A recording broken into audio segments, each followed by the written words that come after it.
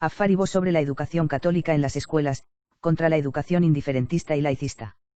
Sobre la cuestión de la escuela de Manitoba. Papa León XIII, 1897. A los arzobispos, obispos y otros ordinarios de los Estados Federados de Canadá en gracia y comunión con la Santa Sede. Venerables hermanos, salud y bendición apostólica. 1. Apenas podemos dirigirnos a ustedes, lo que hacemos con mucho gusto de corazón, sin recordar la buena voluntad mutua y ese continuo intercambio de buenos oficios que siempre ha existido entre la sede apostólica y el pueblo canadiense. El amor de la Iglesia Católica estuvo junto a la cuna de tu estado, y desde el momento en que te recibió en sus brazos maternos nunca ha dejado de abrazarte, de cuidarte y de colmarte de cosas buenas. Las grandes obras que ese hombre de memoria inmortal, Francois de Montmorency Laval, realizó con tanto éxito y tanta santidad por el bien de su país, de las que fueron testigos sus antepasados, las realizó gracias al apoyo de la autoridad y el favor de los romanos pontífices. Y no fue de otra fuente que las obras de los obispos que lo sucedieron, y quienes eran hombres de tan notables méritos, tomaron su origen y dibujaron sus esperanzas de éxito. Del mismo modo, también, para ir aún más atrás, fue bajo la inspiración y por iniciativa de la sede apostólica que bandas nobles de misioneros viajaron a su país, llevando con la luz de la sabiduría cristiana una cultura más elevada y las primeras semillas de civilización. Y fue por estas semillas, que fueron madurando gradualmente por el arduo trabajo de estos hombres, que el pueblo canadiense ganó un lugar al mismo nivel que las naciones más civilizadas y gloriosas y así se convirtió, aunque tarde en el campo, en su rival. Fue bajo la inspiración y por iniciativa de la sede apostólica que bandas nobles de misioneros viajaron a su país, llevando con la luz de la sabiduría cristiana una cultura más elevada y las primeras semillas de civilización. Y fue por estas semillas, que fueron madurando gradualmente por el arduo trabajo de estos hombres, que el pueblo canadiense ganó un lugar al mismo nivel que las naciones más civilizadas y gloriosas y así se convirtió, aunque tarde en el campo, en su rival. Fue bajo la inspiración y por iniciativa de la sede apostólica que bandas nobles de misioneros viajaron a su país, llevando con la luz de la sabiduría cristiana una cultura más elevada y las primeras semillas de civilización. Y fue por estas semillas, que fueron madurando gradualmente por el arduo trabajo de estos hombres, que el pueblo canadiense ganó un lugar al mismo nivel que las naciones más civilizadas y gloriosas y así se convirtió, aunque tarde en el campo, en su rival. 2. Todo esto nos es grato recordar, y más porque vemos sus frutos, que no son en absoluto pequeños, permanecen todavía.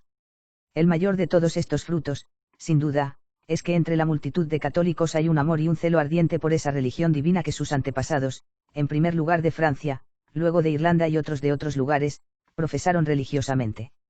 Y transmitido inviolable a sus hijos. Y si esos niños conservan fielmente esta preciosa herencia, es fácil para nosotros comprender cuántos elogios se deben a su vigilancia y actividad, venerables hermanos, y al celo de su clero, porque todos trabajan asiduamente con un solo corazón y una sola alma por la preservación y el progreso de la fe católica, y, para rendir este tributo a la verdad, sin encontrar ningún inconveniente u obstáculo por parte de las leyes del Imperio Británico. En consecuencia, cuando en reconocimiento a sus méritos comunes, hace algunos años conferimos el honor de la púrpura romana al arzobispo de Quebec, era nuestro deseo no solo reconocer sus cualidades personales, sino también rendir un homenaje solemne a todos los católicos en el país. 3. En lo que respecta a la educación de los jóvenes, sobre la que descansan las mejores esperanzas de la sociedad religiosa y civil, la sede apostólica no ha dejado nunca de trabajar con celo y concertación con usted y sus predecesores. Así se han fundado numerosas instituciones para la educación moral y científica de sus hijos bajo el favor y la protección de la Iglesia. Entre ellos, la Gran Universidad de Quebec, adornada y fortalecida con toda la dignidad y los derechos que la autoridad apostólica está acostumbrada a conferir, ciertamente ocupa el lugar de honor y es testimonio suficiente de que la sede apostólica no había tenido mayor deseo o cuidado que la formación de una raza de ciudadanos que se distinga tanto por su cultura intelectual como loable por sus virtudes. Por tanto, con la mayor solicitud, como ustedes mismos pueden comprender fácilmente, que hemos seguido las desgracias que han marcado últimamente la historia de la educación católica en Manitoba. Porque es nuestro deseo y nuestro deber esforzarnos por todos los medios a nuestro alcance para lograr que no ocurra ningún daño en la fe y la religión de tantos miles de almas, cuya salvación se nos ha confiado especialmente, en un estado que recibió de la Iglesia Católica los primeros rudimentos de la enseñanza cristiana y de la civilización. Y dado que muchos esperan un pronunciamiento de nosotros sobre esta cuestión, y esperan que les indiquemos qué curso deben seguir, decidimos no llegar a ninguna conclusión sobre el asunto hasta que nuestro delegado apostólico lo haya examinado sobre el terreno. Encargado de hacer un estudio cuidadoso de la situación y de informarnos al respecto. 4. La cuestión en cuestión es, sin duda, una de las más importantes y serias. Hay que recordar las decisiones a las que llegó hace 7 años el Parlamento de la provincia de Manitoba sobre la cuestión escolar. El Acta de Unión de la Confederación había asegurado a los católicos el derecho a ser educados en las escuelas públicas de acuerdo con sus conciencias, y sin embargo este derecho fue abolido por el Parlamento de Manitoba por una ley contraria. Esta es una ley nociva. Nuestros hijos no pueden ir a las escuelas que ignoran o combaten la religión católica, o en las que se desprecian sus enseñanzas y se repudian sus principios fundamentales. Dondequiera que la Iglesia ha permitido que esto ocurra, ha sido solo con dolor y por necesidad, al mismo tiempo rodeando a sus hijos con muchas salvaguardias que, sin embargo, se ha reconocido con demasiada frecuencia que han sido insuficientes para hacer frente con éxito al peligro que conlleva. De igual modo es necesario evitar a toda costa, como de lo más peligroso, aquellas escuelas en las que todas las creencias son acogidas y tratadas como iguales, como si, en lo que se refiere a Dios y a las cosas divinas, no importara si se cree con razón o sin ella, y se retoma con la verdad o con el error. Sabéis bien, venerables hermanos, que toda escuela de este tipo ha sido condenada por la Iglesia, porque nada puede ser más dañino ni mejor calculado para arruinar la integridad de la fe y apartar las tiernas mentes de los jóvenes del camino de la verdad. 5. Hay otro punto en el que estarán de acuerdo con nosotros los que difieren de nosotros en todo lo demás, no es por medio de una educación puramente científica y con nociones vagas y superficiales de moralidad que los niños católicos dejarán la escuela como el país desea y espera. Se les deben impartir otras enseñanzas serias e importantes si han de convertirse en buenos cristianos y ciudadanos rectos y honestos. Es necesario que se formen sobre aquellos principios que, profundamente grabados en su conciencia, deben seguir y obedecer, porque naturalmente brotan de su fe y religión. Sin religión no puede haber educación moral que merezca ese nombre, ni ningún bien, porque la naturaleza misma y la fuerza de todo deber proviene de esos deberes especiales que unen al hombre a Dios, quien manda, prohíbe, y determina lo que es bueno y malo. Por tanto, desear que las mentes se llenen de bondad y al mismo tiempo dejarlas sin religión es tan insensato como invitar a la gente a la virtud después de haber quitado los cimientos sobre los que descansa.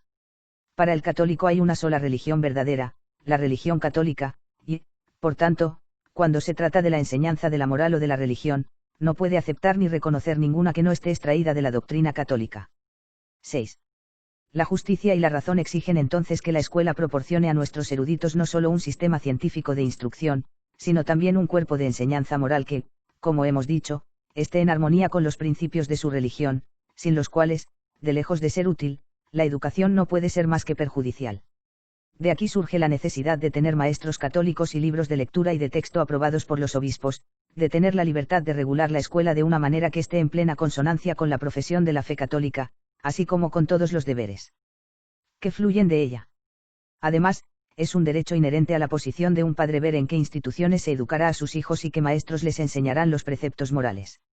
Cuando, por tanto, los católicos exigen, como es su deber exigir y trabajar, que la enseñanza impartida por los maestros de escuela debe estar en armonía con la religión de sus hijos, están contendiendo con justicia.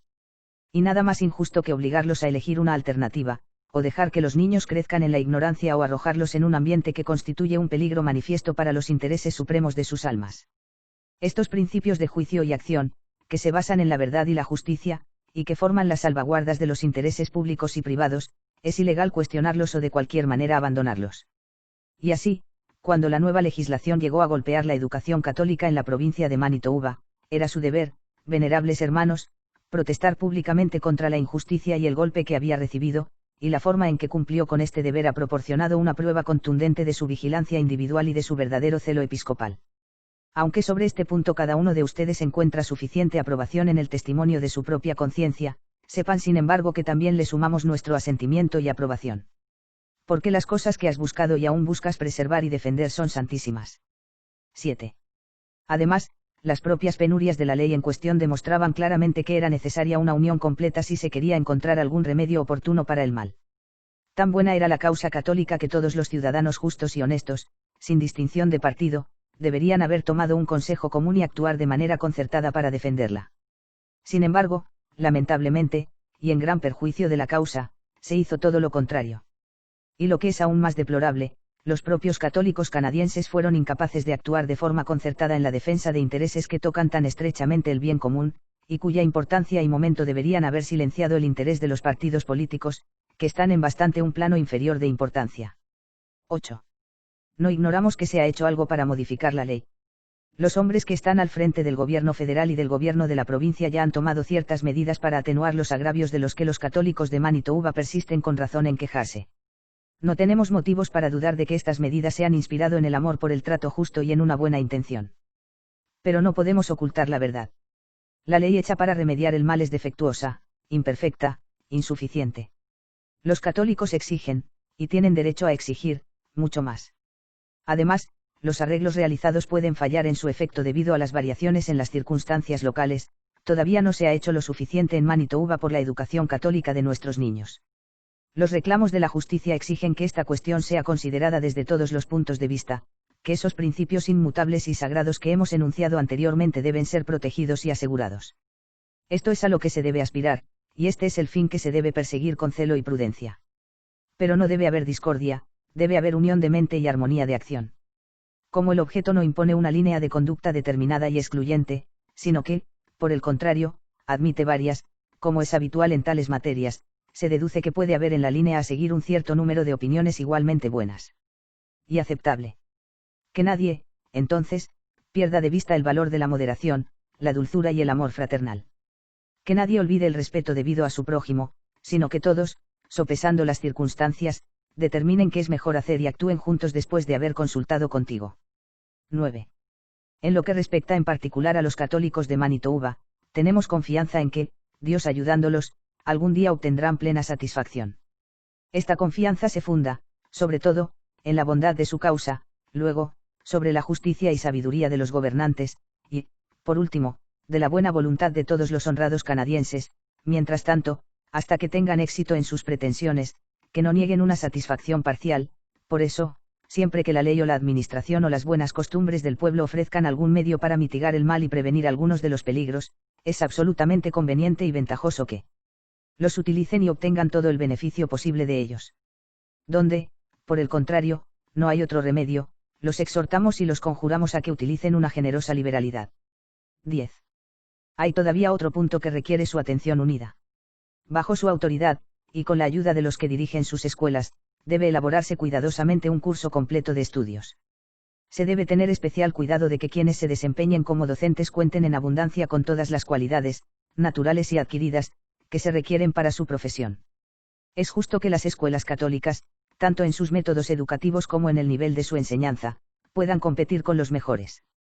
Desde el punto de vista de la cultura intelectual y el progreso, el diseño concebido por las provincias canadienses para el desarrollo de la instrucción pública, para elevar el nivel de la educación y hacerla cada día más y más refinada y perfecta, sin duda debe permitirse que sea honorable y noble. 11. A la explicación y defensa de todo lo que hemos escrito pueden contribuir en gran medida aquellos católicos cuyo trabajo está en la prensa pública, y especialmente en la prensa diaria. Que luego recuerden su deber. Que defiendan religiosa y valientemente lo que es verdadero y justo, los intereses de la Iglesia y del Estado, y de tal manera que no se salgan de los lazos del decoro, evitando toda personalidad, y no superando en nada. Que respeten y se sometan religiosamente a la autoridad de los obispos y toda otra autoridad legítima.